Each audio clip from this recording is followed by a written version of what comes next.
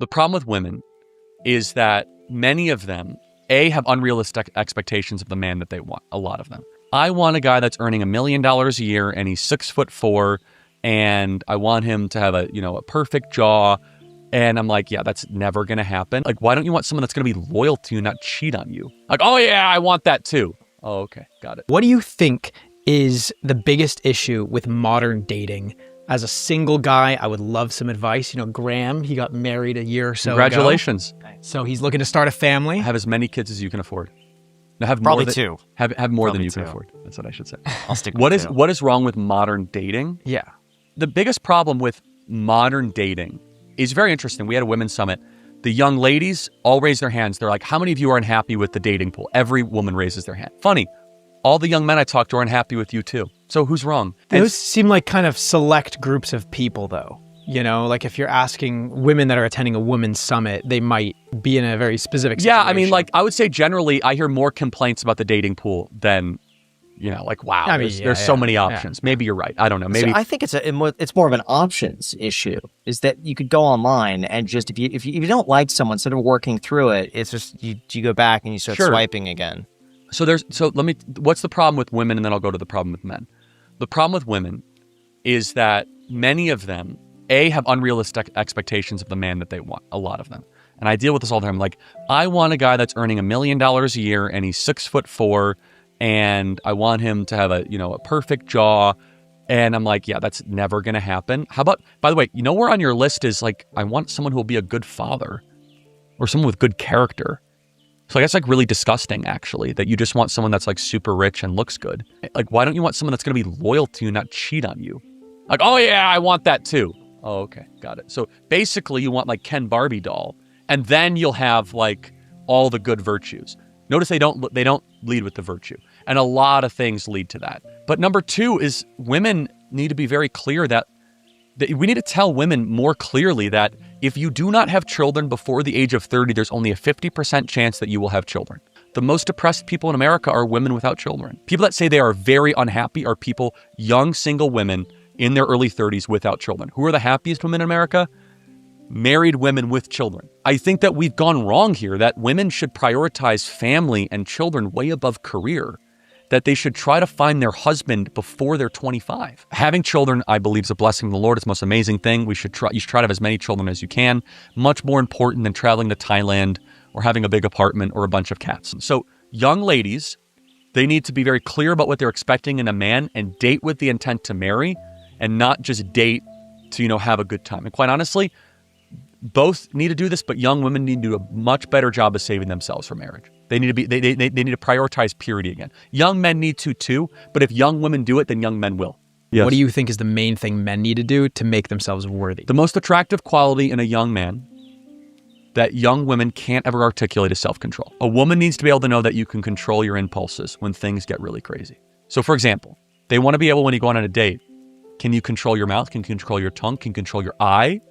Are you going to cheat on her? Are you going to have a wandering eye? Are you going to get drunk every night? Women can't always put that into words, but that differentiates a boy from a man. A boy is someone that has no self-control. I would argue it's confidence and ambition.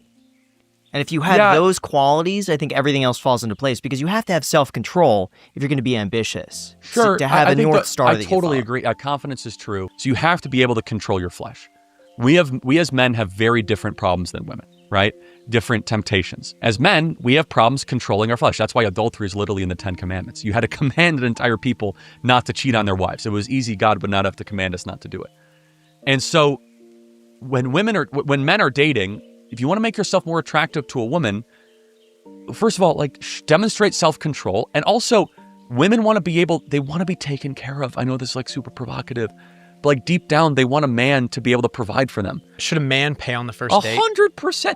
What kind of a wuss beta male is splitting the check? Who are you? I would go into debt and scrub dishes before a woman paid for it. We're talking about 24 years old, serious dating, right? I split the check quite a lot. So I'm sorry. I don't mean to offend you. You guys are great. That's incomprehensible to me. I think that's... To me, I thought it was a great financial decision. So from your prism, I totally get that. And you have really good financial discipline. I'm sorry. I would be so humiliated I I find did that to be not like care. the greatest beta male like humiliation. To save money? To like the idea that a woman that you're trying to court, by the way, that money you save is not worth the honor that you compromise. In fairness, for your point with Yes. Macy, I paid for the whole first date. Well, and hold we're on, why'd you married do now. that one though? I think I was at that point. I was at a level where like that felt like the right choice to make. But throughout my early 20s, Was it because I you was felt more hyper- serious with her or I was also in a point where I was ready to be able to like, financially? yes, Legit, I Where get that. Early Okay. 20s, like I still think you saving $5 here and there, I would do it. I would go to so great. you're manic with saving money. I am. We have Blake on my team is like you. He goes and he'll eat like the snacks for lunch to save money. Frugality is a virtue. Yeah. So we as Christians believe that there is an order of virtues, and above frugality is honor. And so we as men must lead. We must provide. Under no circumstance ever should a man ever let a woman pay for a date, or you should Ever? split ever. No circumstance. Even on the third, fourth, fifth. What if it's the first no, a date woman and you're should just never not pay into for it? anything. Okay, well, let me. Period. Well, let me. Okay, so what kind of world are we living in? Well, I agree with you. If I'm dating a girl, I would pay for everything. Everything. Yeah, everything. However, I could see for other people that might be in a different financial position, you know, you pay for 10 dates and then she's like, you know what, I want to treat you. Well, that's I think that's so that's sweet, totally yeah. different. No, what we're what we're talking about is like, oh, we're gonna alternate. Like, well, once you're serious and she wants to take you out to something for a nice dinner, and you might, by the way, if you have the intent to marry, you're already like kind of blending finances. Like, I get that psychologically, but like if you're like, oh, we'll take turns. Like, oh, well, you know, you pay this time, I pay this time. What's your advice to a girl who the guy she's currently seeing, he says that? Oh, do not marry that man. But here's the thing. I feel like they should always break up. offer. great, But they but- should offer. They should pull out the credit card. The woman? Of course not. Just to offer. No. It's a nice gesture. No. By the way, no. This is feminism. Feminism is that you have to be this like self-independent. This is not a nice gesture. It's you trying to be like egalitarian. No. You as women should want to be provided for. In fact, you should have an expectation that you as a woman are so important and so critical and so necessary and beautiful that it shouldn't even be a question that if you're in a date, now if it's a business lunch or like friend zone Sure. stuff, 50-50. We're not talking about that, right? Like it's all of a sudden you're like, hey, I want to buy insurance or like, you know, you're going to, you know, I want to go do business. Like, it's totally different. I still think the man should pay, but that's that. But see, to me, when I was dating, it would be a huge turnoff if the check comes and she just looks at it and then looks at me and looks at the I check. totally disagree. I think- at least want to see like I'm reaching for No. something and I'm like, No, don't worry. I want a woman that wants to be led by a man. I don't want a woman that's all of a sudden going to be competing financially in a marriage. I don't want a woman that's going to be like, oh, you know, questioning financial decisions, or a woman that's going to be like, all of a sudden, no, the man is the leader of the household. The man is the leader of all the financial decisions. The man is the primary, should be the primary provider. Again, there's exception to this. That's all. Oh, Charlie, you're so sexist. Sorry, it worked for 2,000 years, for 5,000 years, and it should work again. And by the way, what we're doing right now is not working. Let me just repeat again. This is not working. But like this idea, if a woman on a date were to pull out a credit card to go pay for something, like I would be like, oh, so you're like one of those boss babes. No, that's not what that's 100% saying, though. it That's is. Yes, that it is is. no, that It is such completely a missing. catastrophic turnoff. I think no. I think It is. if I'm on a date and she reaches for it, like I just think, oh, that's really nice. You're trying to be kind here. You're trying to alleviate what you perceive to be a financial burden on me. That's a and so I generous said- interpretation. And so, We're but bringing obviously, something to the table. Yeah, and It's so like, I think hey, I'm not think just Women here for are a not free bringing money meal. to the table. That they're bringing something else. It's a nice gesture. I agree with Graham. I think it's a nice gesture. However, I agree with you. I think the guy should pay. I think the woman going into that should have an expectation that the man takes care of. But should she be grateful if the guy takes? 100%. Oh, okay. Because Oh no, if you're it should be immense expecting it- gratitude. No. The woman should be. You know what she should say? She's like, "Thank you so much for doing that and not having to put this unnecessary pressure on me because you've just freed me." That's what women want, by the way. Freed me? 100%. I would say run. No. For like what? A number two at Red By the way, Robin? do you know how many women are secretly miserable that they have to be as financially successful as men? A lot. Like a lot. It drives them insane. Deep down, a lot of women want to be mothers. They want to be wives. I tend to agree with that. Like, we have overcorrected, okay? We have a lot of women that deep down want to go be moms. And they would love to have their man come in and just grab the check. Be like, no, I got it. And by the way, you know what they see that as a signal? It's going to be okay. when the bullets start firing and there's chaos and things start falling apart, this man is going to protect the family. Boom. Wallet on the table. Wallet on the table. No, even better. No. Paying 26% interest on that. It's got to be even more alpha. You go to the waiter before the meal and you just give them the credit card. It's not even a conversation. It's paid for. It's done. Like, you don't even allow it to be a thing that is introduced there. I would agree with that. See? I agree with that full too. Alpha is like, you go straight up where you are like, smooth move, and the girl is so stunned and she'll be like, oh, don't we have to be like, no, I got it. It's done. Boom. Are you kidding? From a woman's perspective, they'll be like, that's the most attractive thing ever. What other tips do you have like that? Like, that was a good suggestion. Oh, I have a lot of tips. So for marriage or for dating? I have both. Let's start with dating and then move our way to marriage. So in dating, look, I do not think you should have sex before marriage. I know that's a provocative take. I think sex is holy. And by the way, it's not just a religious take. I actually think that if you introduce sex into dating, then all of a sudden there's kind of like a dilution of what exactly will be the ultimate physical crescendo of marriage. So you can actually make a rational, reasonable, non-religious argument for that. Anyway, that's like a whole other topic that we could discuss another time, but I will defend that. I actually think bring back purity, bring back saving yourself for marriage. Okay, but other things is this. You should go on a road trip with the person you're dating. It's very important. So you should find uncomfortable, high pressure travel situations. That's not just like flying first class to Aruba.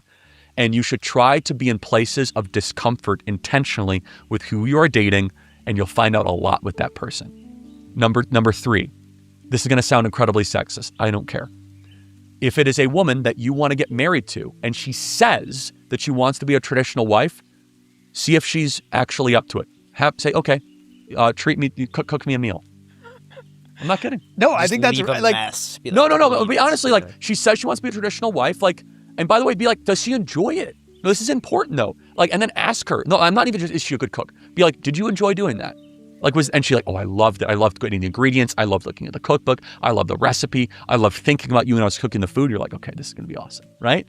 Or otherwise she's like, it was a disaster. It was this. I'm like, okay, well then we might have a little bit, And by the way, I'm not saying that every wife has to cook every meal for her husband, but honestly, a lot of women out there want to do that. A lot of women want to provide for their man in that way. They want to run the house. They want to shepherd the kids. Going into marriage, though, I'm a big believer in premarital counseling. I think that there are several questions that are not answered when most people go into marriage that should be answered. And I might freak you out with this because I don't know if you did this. No, we did this. Yeah, no, okay, great. I looked at every divorce statistic and we did everything we could to lessen the chances of a divorce. So yeah, money is number 1, right? Who's going to handle the finances? Here's one that you might not have done that you should do while you're still in the honeymoon phase. Are you going to have an open or closed house? I don't even know what that means. See, it's big. So were you raised in a house where a lot of friends came over all the time? Or were you raised in a house where almost no friends came over? A normal amount. It wasn't yet, open or closed. It was, maybe like once a week. We'd have like a date or something like that. Do you know what kind of house your wife was raised in? Probably about the same. Okay, it's an important question because I was raised in a very closed house, right? I know people that are raised in open houses and it's destroyed their marriages. You know the type where they're always having people over? Yeah. That was my family, yeah. Okay, so you get that. Yeah. Imagine if you were to marry a closed house person and all of a sudden you were like, hey, we're going to constantly have a stream of people and you don't talk about that before marriage. All of a sudden you're like, it's total chaos for a closed house person because they're raised in a place where evenings are very quiet.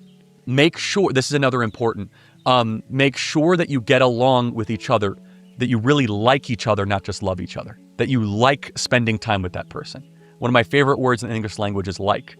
It's very unique. Only the English language actually has that. Do you like spending time or do you just love that person? That's because liking is like, hey, can you talk to that person 7 hours uninterrupted on a park bench if you needed to? Or is it just kind of like an annoyance and is it just purely physical? Other questions and other pieces of advice that I think are really important. In-laws matter. They really do. They shouldn't always necessarily be deal breakers, but boy, you should know the in-laws because, your wife will take the form of the mother more times than not. So you should at least get along with your in-law, kind of know the in-law. Children, how many children? When are you going to have children? Is it a priority? Will it be early? Will it be late? Religious questions. Are we going to raise them religiously? Are we going to raise them secular? Other questions that I think are really important that actually don't always get flushed out. How many vacations are we going to take? What type of vacations? Are we an RV family? Are we go to a private, island family? Are we going to splurge on one vacation a year? Or are we going to do like 3 or 4? This is important before you get married. Last one, which is the biggest. You want the biggest of all. what are acceptable and unacceptable vices for our marriage. For example, is it acceptable for, the husband to smoke a cigar? Will marijuana be allowed in the marriage? I would say no, of course. Is it okay for alcohol to be around? If yes, how often? Will you drink on weeknights? Are more than one drink acceptable? Will we drink socially? Will you drink once you have kids? Will you drink around the kids? Here's another question. Will you watch TV at night? Will you be okay if, there's R-rated kind of sexual nudity that your partner is watching? Is completely off limits for your relationship? I think it absolutely should be. You should talk about that because some couples are like perfectly okay with it. I think it's kind of weird, to be honest, right? These are questions that honestly, all the time that people do not always flesh out before marriage. We have an amazing marriage, my wife and I. Obviously, it's not perfect. No marriage is perfect, but we actually like each other. We prioritize date night. We're actually doing it right after this tonight, which is awesome. But I find so often that people in dating don't date with the intent to marry. And when they end up wanting to marry, they don't even ask the tough questions before they get married. Do you think you could win in a fist fight against Gavin Newsom? Probably not. If I'm being honest, I don't think so.